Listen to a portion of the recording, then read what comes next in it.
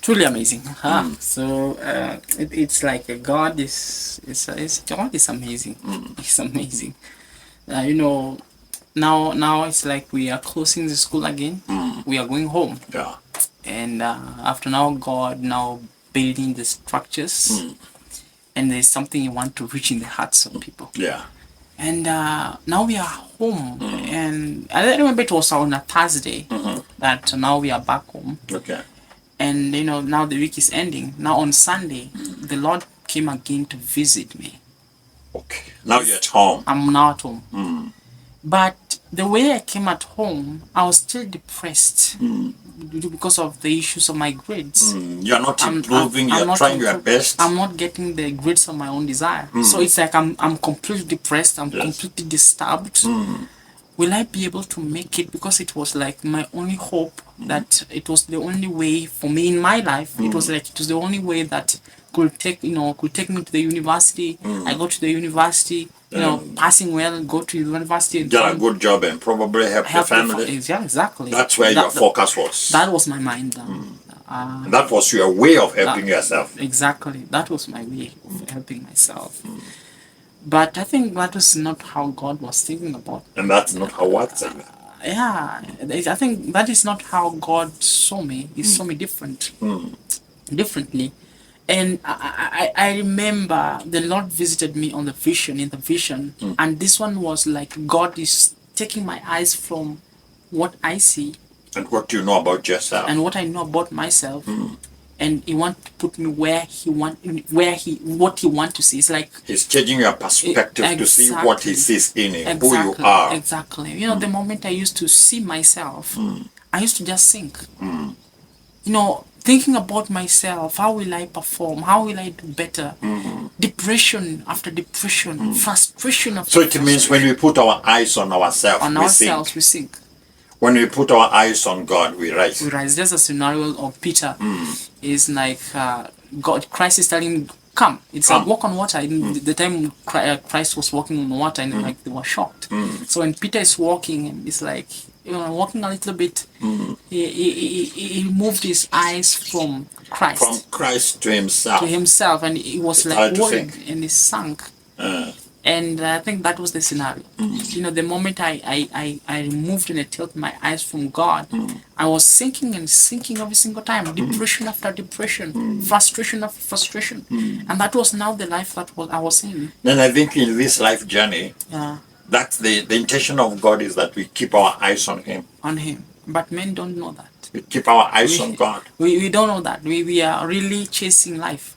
Yeah. How can we be better? How can we become rich at the same time? How can we be in a good financial state to really help our spouses, our families? How can we be in that state? So based on our own strength and ability. Exactly. At the end of it, we achieve nothing. But God wants us to fix our eyes on Him. And know that there is a tailor-made plan. Oh yes. There is a tailor-made plan. Oh yes. For each one of us. Oh yes. Oh yes. A tailor-made plan. Tailor-made plan. That which God wanted me to be. Oh yes. How He wanted me to exist. Oh yes. How He wanted me, whatever He wanted me to do. That can only be achieved when we put our eyes on Him. I love the way you are putting in that tailor-made. Tailor-made plan. Tailor-made plan. And this is what God is trying to show you. And now I'm at home. I woke up with a vision. This vision was shocking me. God is no longer talking about how I can improve about my grades. Yeah, the one who is pulling him to that. I'm the one pulling him into that. I'm forcing God into my own ambition. But God is saying, no, I want you to do this. This is what I've called you to do. Yeah. This is your entire life here on earth. This you. Yeah. So why escape from you?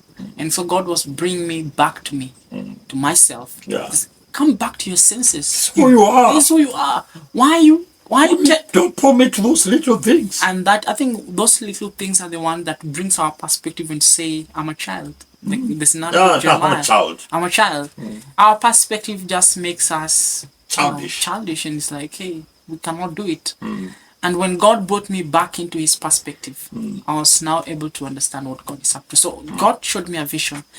I was seeing a vision of me being in a very big conference or very big meeting that was taking place at that moment. It's like it was taking place in the US because I could see these people, how the way have they are wear and the way they are looking. These are great people.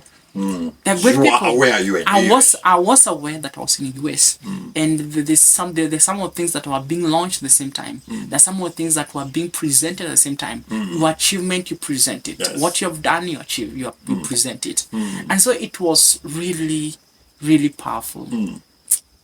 And then when now it was my turn to present, it was my turn. It was like if you know you have done something that is great and is it's something recommendable and something that can be recognized, you just come with it. And so people they were really presenting different things. What the achievements? The achievements in life. In life, and it's like when I was seated. I knew that I was to present the book that I was to write. There's a book that I was to write that I was supposed to write that moment. But it's like, I don't have the book. I've not finished the book. How can I present the book that I don't have? So I was like worried. And it was my turn. It was my turn to be able to present the book. And then I came out of the house, of that room that people were in. Remember, these are great people. I came out of that room. And you were among them. I was among the people who are supposed to present what they have got. What do you have? Present it. Let us see it. So, and then it's like, I don't have it. So I went out of the room. So going out of the room, I found one of the guy who have acted a movie known as A Boy Who Harnessed the Wind. A Boy Who Harnessed the Wind. This boy who acted, but this boy was called William Comcamba. William Comcamba. In the movie, and it was something that based on a real story. So it's a movie based on a true story. In my mind, was like this William Comcamba, whom it's like I'm able to see this young boy as one of the person who acted the movie, but it's like in my heart is this a real person. This is not the person who just acted. In my heart it's like this is a real person I'm interacting with. And it's like I saw him and I remembered. It's like there's something clicked in my mind. This is the boy who harnessed the wind.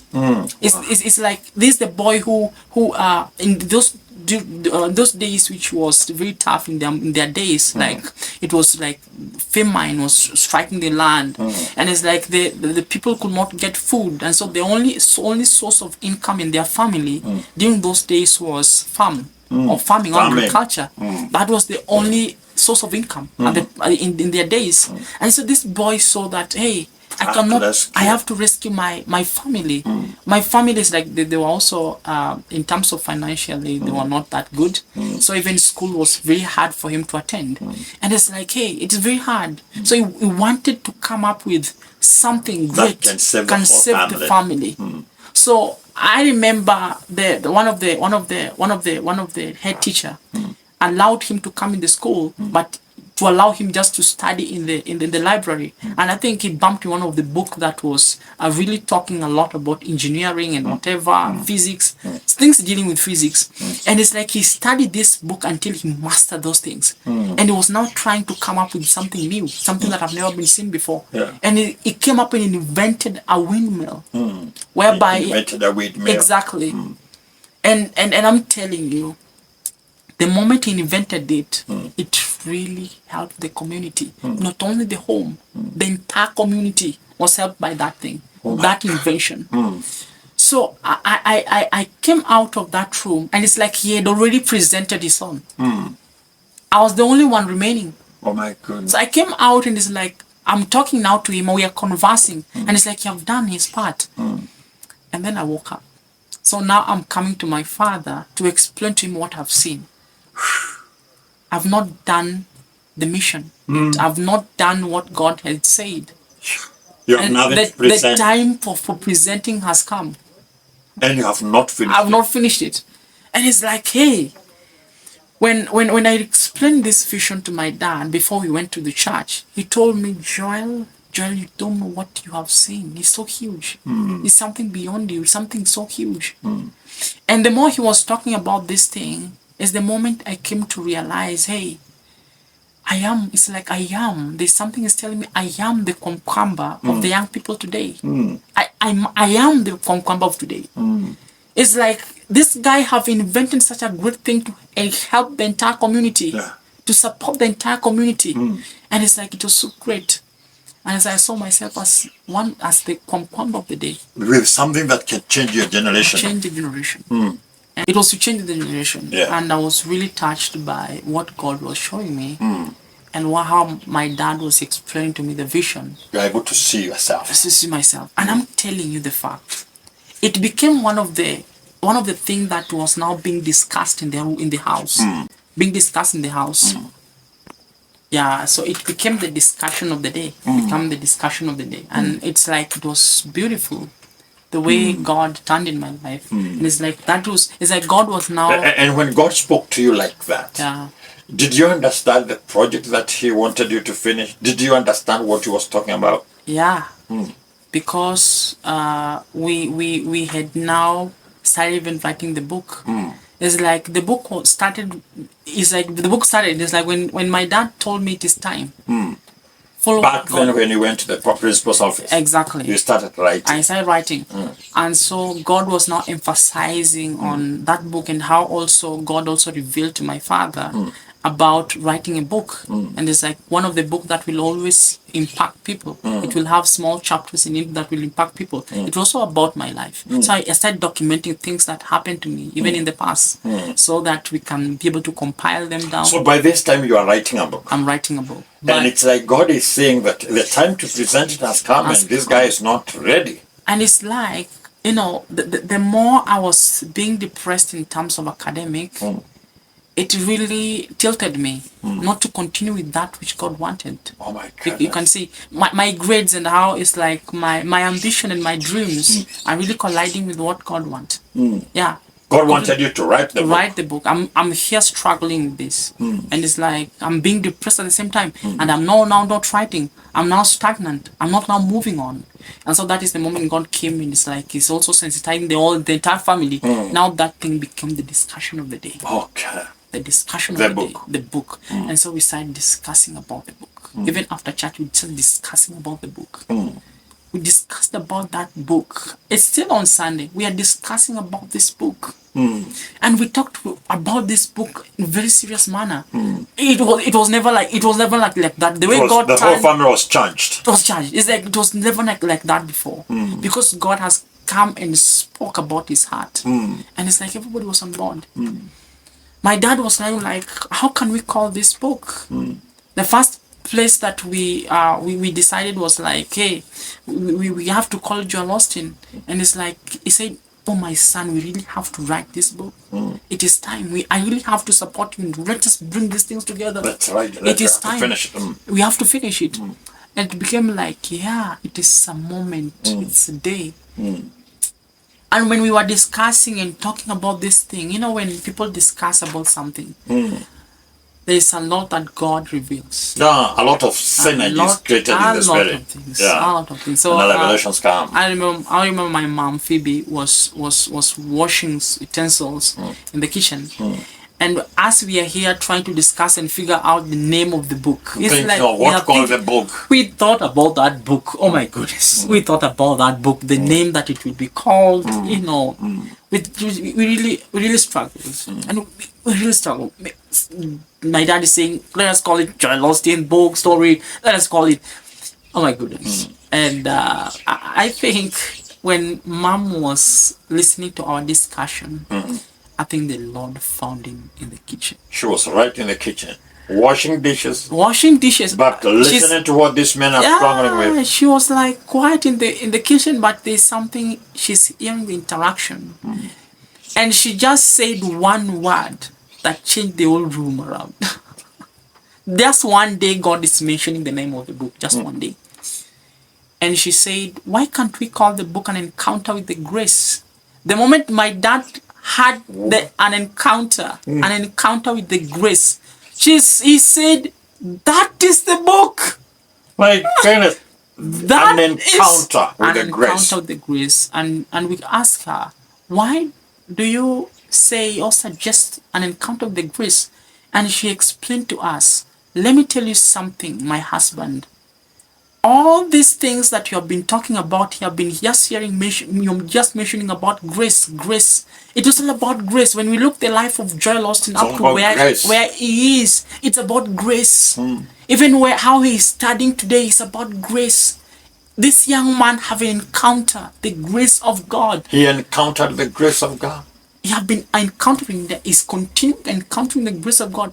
Let us call it an encounter, the grace of God. And an encounter with the grace. The grace of God. And that moment God again whispered, yes, that is the book. That is the book. That is the book. And we could not hold it, and yeah, that was the book. An encounter with the grace. An encounter with the grace. Pressing forward, did you ever make to finish it? Did you guys finish the book? Even previously we said, yes, we talked about it even previously, and it's like, yes, we wrote that book and it is done. Is it pending publishment? Pending publishment. You can remember. I can't wait to see it published. An encounter with the grace. An encounter with the grace. As God moves, as the grace moves, there's a time it will be published. So you are 19 years old. Yeah. And you have written your book. Yeah. The first book in life. Do you think that is the first and the last? We finished it when I was now still 18 years old. You are still 18. By the time you finished it. At that time we finished it. I was 18 years old, but I just didn't. I passed my birthday just recently, and I'm now 19 years old. Now you are 19. 19 years old. And you have written a book. I've written a book. An encounter with the grace. An encounter with the grace. Oh my goodness! I can't wait for it to be published. I thank God for everything. Yes. And may God really bless you and continue making you understand all of these things that are coming and dropping from His heart to us as human beings. Even me at the same time, when I'm telling all of these things, when I go back to listen to these things, it's different. I'm really impacted by what God did in the past. Not just something like a video. This is not a video. It's the heart of God to us. God is showing us, yes, He is alive and He's there. He can turn our lives around. And may God bless you. Amen. Amen.